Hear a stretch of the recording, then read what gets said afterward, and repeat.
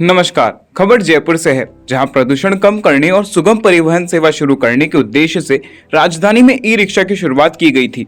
लेकिन शहर की लाइफलाइन बनने की बजाय ई रिक्शा जाम का कारण बन गई है।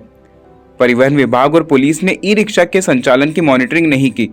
जब भी ई रिक्शा को लेकर बैठकों का दौर चला तो पॉलिसी जरूर बनी, लेकिन कागजों में ही दबकर रह गई।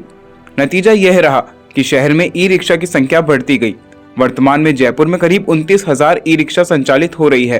बिना नियम कायदे इनका संचालन हो रहा है। परकोटा क्षेत्र में हाल तो और भी खराब है। परकोटे में करीब 15,000 ई रिक्शा चल रहे हैं। मुख्य सड़कों पर ई रिक्शा जाम का कारण बन रहे हैं। ट्रैफिक कंट्रोल बोर्ड की बैठक में ई रिक्शा को संचालित करने के लिए कई निर्णय लिए गए। इसके बाद परिवहन अधिकारी प्रथम की ओर से इसकी पॉलिसी बनाकर परिवहन विभाग को भेजी गई। शहर में 29,000 ई रिक्शा के सुगम संचालन के लिए जोनवार बांटने की पॉलिसी बनाई गई है। करीब 10 जोन में ई रिक्शा संचालन का निर्णय लिया गया।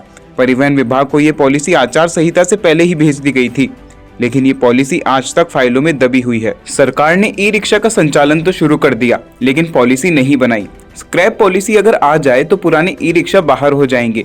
चालकों के लाइसेंस बनाने के लिए कैंप लगाने चाहिए। ई रिक्शा के नियमों के तहत फिटनेस भी होनी चाहिए।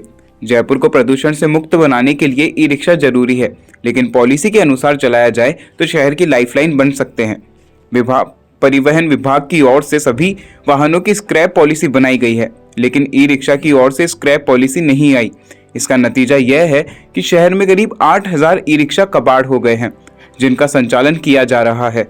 नियमानुसार 4 साल में ई रिक्शा कबाड़ घोषित कर दिया जाता है। अगर पॉलिसी बन जाए तो शहर से करीब 8,000 ई रिक्शा कम हो जाएंगे।